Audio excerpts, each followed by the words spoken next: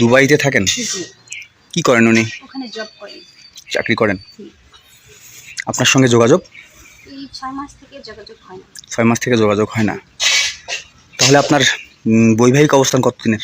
1.5 বছর। 1.5 বছরের সম্পর্ক। কেন আপনারা আপনাদের পরিবারকে জানাননি? না। সম্পর্ক করে বিয়ে করছেন? জি। ও পারিবারিকভাবে আপনাদের বিয়ে হয়নি? পারিবারিকভাবে হয়নি, রিলেশন করি।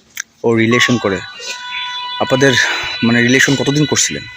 4 বছর। 4 বছর। আর বিয়ে হয় কতদিন আগে? 1.5 বছর আগে বললেন। ও, তো এখন যে উনি দুবাইতে থাকেন ওনার সঙ্গে যোগাযোগ হয় না? না, আপনার সঙ্গে কোনো যোগাযোগ হয় না। কেন ফোন টোন আপনাকে দেয় না? করে না।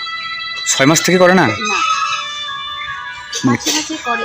ও সেটাই বলেন, মানে আমি ওইটাই জানতে চাচ্ছি। মাঝে মাঝে করে কিন্তু সেরকম ভাবে মানে কন্টিনিউ করে না আর কি। আচ্ছা আচ্ছা, মানে মাঝে মধ্যে করে, আবার 2-4 দিন 10 দিন নাই, এরকম গ্যাপ করে। ও আচ্ছা আচ্ছা, তাহলে আপনার সংসার এখন কে চালায়? সংসার এই টুকটাক ভাবে চলছে, কিন্তু হচ্ছে ও ঠিকভাবে কোনো কিছু পাঠাচ্ছে না। কোনো কিছু পাঠাচ্ছে না, কোনো খরচ টরচ কিছুই দেয় না? আর বাসায় তো সে বলতে পারছি না আমরা বিয়ে করছি, ওর বাসায় বলতে পারছি না, আমার বাসায় বলতে পারছি না। তো সে যে দুবাইতে গেল আপনাকে বলে যায়নি না? না, আমাকে বলছে যে ঢাকায় যাবে তো চাকরি ইন্টারভিউ দিতে। আচ্ছা, কিন্তু আপনি একটু জোরে বলবেন। চাকরি ইন্টারভিউ দিতে যাবে বলছে আমাকে আর কি, কিন্তু পরে এসে বললো চাকরিটা হবে না।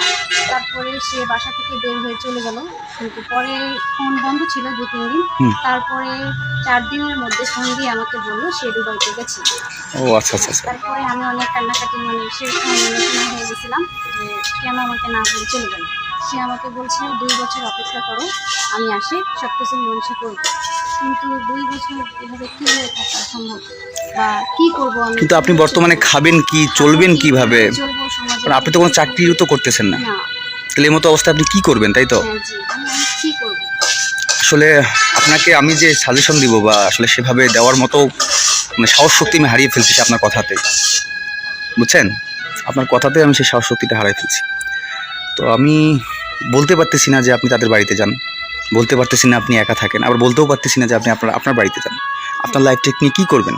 বা লেখাপড়া করতেন, শিক্ষাগত যোগ্যতাও আছে। তো এই মতো অবস্থায় তার সঙ্গে কোনো ডিসকাস আর হয়নি যে আপনি কি করবেন? উনি যেমন বললেন যে 2 বছর আগে, 2 বছর পরে উনি আসবেন। উনি বললো যে 2 বছর অপেক্ষা করো, কিন্তু 2 বছর অপেক্ষা করলাম, পরে যদি সে না আসে তারপরে কি করবো? আমার আরও 2টা বছর শেষ হয়ে যাবে। এখনই তো সে মাঝে মাঝে যোগাযোগ করে না। এখনই যোগাযোগ করে না, যদি অন্য কোনো সিচুয়েশনে চলে যায় তখন আমার কি হবে? আমার মনে হয় আপনি চিন্তা টেনশন করেন, আপনার চেহারা দেখে এটাই বোঝা যায়।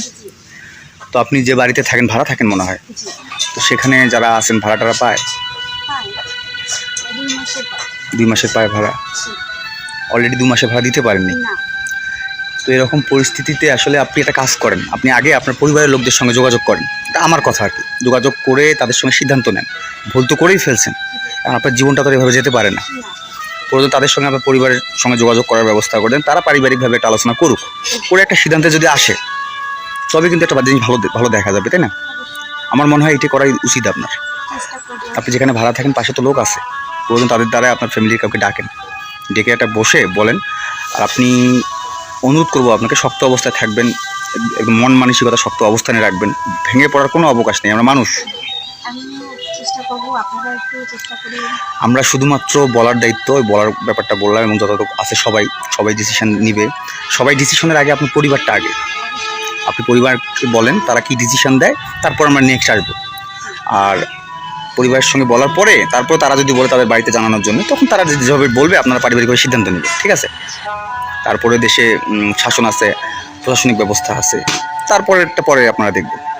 তো আপু অনেক কথা বললাম, আর এই মুহূর্তে আমি চাই আপনাকে ব্যক্তিগতভাবে একটু সহযোগিতা করার জন্য। যদি আপনি নেন তো সেক্ষেত্রে এটা অন্য কোনোভাবে নেবেন না। আমার আপনাকে দেখে আপনার মানসিকতা, আপনার বাড়ি ভাড়ার ব্যাপারটা খারাপ লাগার কারণেই আপনাকে আমি সেই বিষয়টা করতে চাচ্ছি। যদি আপনি কিছু মনে না করেন তাহলে আমি সেটা করবো। কিছু মনে করবেন না, যে ভাই মনে করেন আর এই টাকাটা রাখেন প্লিজ। ঠিক না, আমি কিন্তু আপনাকে কোনো করুণা বা কোনো দান বা এই ধরনের কোনো কিছু করতেছি না, জাস্ট সহযোগিতা। এক ভাই এক বোনকে করলো, সেটা তো নেওয়া যায়, সেটাই রাখেন। আমি ভাই হিসেবে দিলাম, এটা অন্যভাবে নেবেন না, ঠিক আছে? টাকাটা রাখেন। আর আপনি ভালো থাকবেন, কোনো ভালো মন্দে অবশ্যই আমাদেরকে জানাবেন। আসি আপু।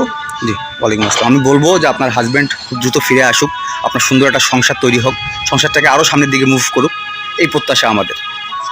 তো অবশ্যই শক্ত অবস্থানে থাকবেন, পারিবারিকভাবে পরিবারের সঙ্গে যোগাযোগ করবেন, মানসিকতা কখনো কোনো সময় ভাঙবেন না। ওকে, মানসিকতা যখনই ভাঙবেন তখনই ভিতরে দুর্বলতা কাজ করবে আপনি। ওকে, আসি, আসসালামু আলাইকুম।